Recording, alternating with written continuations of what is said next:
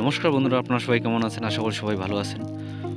তো রোহিত শর্মার ফ্যানদের কাছে অনেক বড় খুশির খবর। এই খবরটা শুনে আমারও অনেক খুশি হচ্ছে যে রোহিত শর্মা মুম্বাই ইন্ডিয়ান্সের হয়ে ক্যাপ্টেন্সি করবে। কিন্তু রোহিত শর্মা কি ক্যাপ্টেন্সি করবে? এত অপমান হওয়ার পরেও কেমন করে রোহিত শর্মা ক্যাপ্টেন্সি করবে? যদি রোহিত শর্মা ইগনোর করে দেয় ক্যাপ্টেন্সি, হতেও পারে। এখনও টিম ইন্ডিয়ার ক্যাপ্টেন্সি করে রোহিত শর্মা, তাকে কেমন করে মুম্বাই ইন্ডিয়ান্স তাকে ক্যাপ্টেন্সি থেকে বাদ দেয়? রোহিত শর্মা যদি এটা অপমানভাবে নেয় যে এত বড় অপমান করার পরেও আমি কেমন করে ক্যাপ্টেন্সি করব, আমি আর ক্যাপ্টেন্সি করব না, যদি রোহিত শর্মা এইভাবে বলে, তাহলে মুম্বাই ইন্ডিয়ান্সের ক্যাপ্টেন্সি কাকে দেবেন? হার্দিক পান্ডিয়াও পুরোপুরিভাবে সুস্থ না। ওয়ার্ল্ড কাপে ইন্ডিয়া ভার্সেস বাংলাদেশের ম্যাচে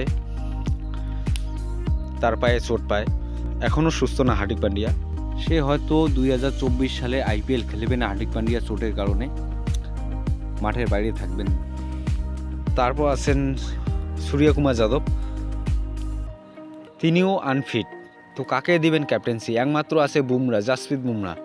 সে কি করবে মুম্বাই ইন্ডিয়ান্সের হয়ে ক্যাপ্টেন্সি? জাসপ্রীত বুমরা যদি বলে যে রোহিত শর্মা এখনও টিম ইন্ডিয়ার ক্যাপ্টেন, তার দলে আমি খেলি, জাসপ্রীত বুমরা যদি রোহিত শর্মাকে সম্মান করে, মুম্বাই ইন্ডিয়ান্স এটা কি ভুল করলো যে এখন ক্যাপ্টেন্সি কে করবে তাকেই খুঁজে পাচ্ছে না টিমে? মুম্বাই ইন্ডিয়ান্সের এটাই হওয়া দরকার যে এত বড় একটা প্লেয়ার, তিনি মুম্বাইয়ের হয়ে যা করছেন কোনো দলেই এবং কোনো ক্যাপ্টেনেই করতে পারে রোহিত শর্মা ছাড়া।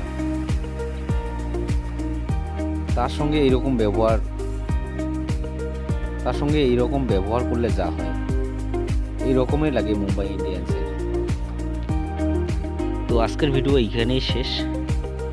ক্রিকেটে আপডেট পাওয়ার জন্য চ্যানেলটি সাবস্ক্রাইব করে বেল নোটিফিকেশনটা অন করুন। দেখা হচ্ছে পরের ভিডিওতে।